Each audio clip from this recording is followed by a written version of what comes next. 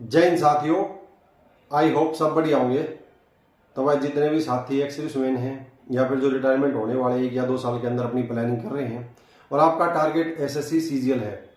देखो कुछ साथी ऐसे होते हैं भाई जो सीजीएल दे दिया, सीएचएसएल दे दिया, सीपीओ दे दिया, स्टेट गवर्नमेंट का दे दिया, कोई भी एक एग्जाम क्लियर हो जाओ, स्पेशल टारगेट नहीं होता।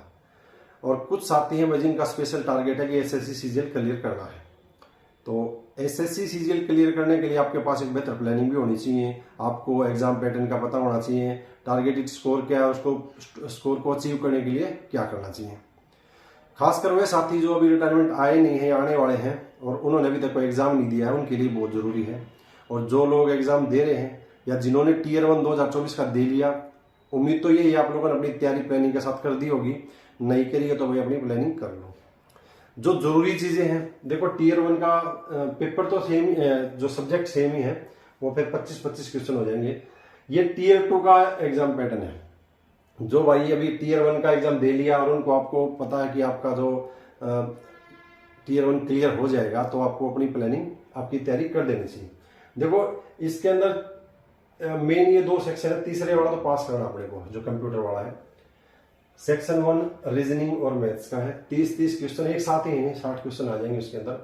3-3 नंबर का एक क्वेश्चन है और 1 घंटे का टाइम रहेगा। फिर नेक्स्ट सेशन स्टार्ट हो जाएगा। नेक्स्ट सेक्शन में इंग्लिश और जीए। देखो ज्यादा वेटेज किसकी है? इंग्लिश 135 क्वेश्चन की। जिसकी इंग्लिश अच्छी है या फिर इंग्लिश को जो बेहतर कर सकता है, आपको पता है कि 135 नंबर की इंग्लिश है। रीजनिंग, मैथ्स, देखो हर किसी के सारे सब्जेक्ट तो किसी के अच्छे नहीं होते। किसी न किसी में, किसी का मैथ्स कमजोर है, किसी की रीजनिंग, किसी की इंग्लिश, किसी का जीए में हाथ तंग है। तो अपनी कैपेसिटी के हिसाब से अपने को एक प्लानिंग करनी जरूरी है कि किस चीज के अंदर अपने को ज्यादा फोकस करना है। इसके लिए क्या करना पड़ेगा? अपने को अपना एक टारगेटेड स्कोर चाहिए। और टारगेटेड स्कोर कहां से मिलेगा? वो मिलेगा पिछले जो पिछला सीजीएल था उससे। हालांकि जैसे पिछली बार वैकेंसी कम थी, इस बार वैकेंसी 2-3 गुना ज्यादा ही है। तो फिर भी जिस प्रकार टीयर 1 का अगर एग्जाम जिसने दिया है, तो जाहिर सी बात है उसने पिछला जो स्कोर था 101 कट ऑफ थी पिछली बार, तो उसको टारगेट को ध्यान में रख के करा होगा कि 101 गई थी, वैकेंसी ज्यादा है तो 10-20 कम कर ले। मैं ये नहीं बोल रहा कि 50-60 लेके कोई चला होगा। 50-60 लेके, देखो 50-60 में भी हो जाएगा आपकी बार, लेकिन टारगेट 60-70, 70-80 लेके चला होगा, तब जाके वो क्लियर होने की उम्मीद होती है। तो इसी प्रकार से जो मेंस का या टीयर 2 का जो टारगेट रहेगा अपना, अब पिछली बार जैसे किसी का, कुछ साथी ऐसे होंगे जिनको इनकम टैक्स इंस्पेक्टर का टारगेट है, उनका बहुत कम वैकेंसी है लेकिन बहुत हाई तैयारी होगी उनकी। उसके अलावा सीजीएल की कोई भी एक जॉब मिल जाओ, तो यार सीजीएल अपने आप में एक बड़ा ब्रांड है, पता ही आपको रेपुटेशन कितनी अच्छी है। तो कोई भी एक टारगेट हो, जैसे मान के चलो आप 255 पे पिछली बार सिलेक्शन था टैक्स असिस्टेंट का, तो अब की बार वैकेंसी ज्यादा है, तो वैकेंसी ज्यादा है तो कट ऑफ कम रहेगी। अब कोई ये सोच के चले भाई टारगेट में तो चलो 180 में हो जाएगा मेरा, 200 में हो जाएगा मेरा। अब ये टारगेट लेके चलोगे तो फिर होना मुश्किल हो जाएगा। क्या पता आप 200 का टारगेट ले रहे हो, 180-170 क्वेश्चन ना कर पाओ या 170-80 स्कोर ना हासिल कर पाओ। तो इसके लिए क्या है, 255, 240, 220 ये स्कोर टारगेट लेके चलोगे ना, मतलब टारगेट आपने खुद ने बनाना, आपकी कैपेसिटी के हिसाब से, आपके आईक्यू के हिसाब से आप कितना तक कर सकते हो। मॉक टेस्ट लगा के जरूर देखोगे। मॉक टेस्ट से आपको पता चल जाएगा आप अभी किस लेवल पे और आपको कहां तक पहुंचना है। तो उसके लिए टारगेट आपका बिल्कुल क्लियर होगा ना। जब तक टारगेट क्लियर नहीं होगा, आप रेंडमली पढ़े जा रहे हो ऐसे ही, ठीक है भाई जो भी होगा देखा जाएगा, तो फिर उसमें मामला गड़बड़ हो जाता है।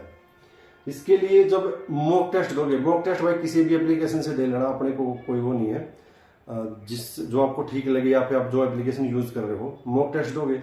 एक मॉक टेस्ट के बाद जो ज्यादातर गलती करते हैं, एनालाइज नहीं करना। एक बार देख लिया, स्कोर आ गया, इतना आ गया, उसको छोड़ दिया। जब तक एक एक क्वेश्चन को अलग से क्लियर नहीं करोगे तब तक फायदा नहीं है।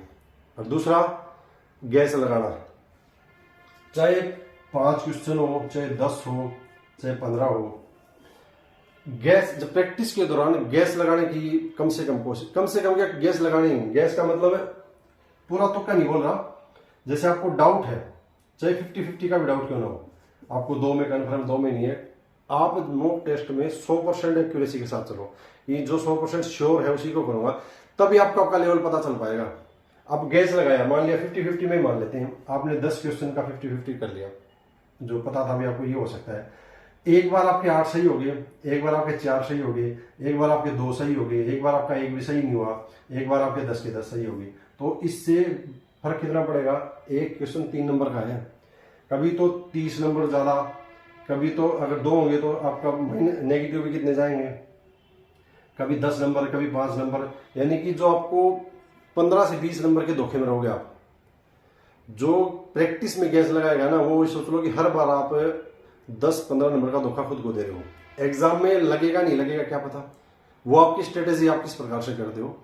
लेकिन प्रैक्टिस के दौरान कम से कम, वैसे तो करना तो नहीं चाहिए क्योंकि अब नेगेटिव मार्किंग आपको पता ही होता है, नेगेटिव मार्किंग काफी नुकसान दे जाती है। फिर भी आपका जो तरीका रहेगा प्रैक्टिस में कम से कम ये ध्यान रखना कि 100% एक्यूरेसी, जब ये पता ना कि ये 100% श्योर हो तभी करना, तभी आप अपना रियल एनालाइज कर पाओगे कि मेरी कैपेसिटी क्या है।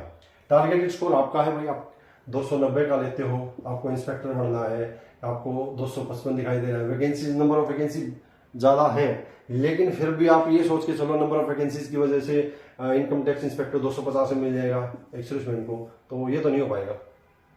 आपको भी पता है, आप सोचे कोई पिछली बार इतने में था, इतनी वैकेंसियों में, तो कोई भी पोस्ट के लिए आप टारगेट करते हो, आपको स्कोर, आपका टारगेटेड स्कोर क्लियर होना चाहिए और उस स्कोर को हासिल करना है अपने।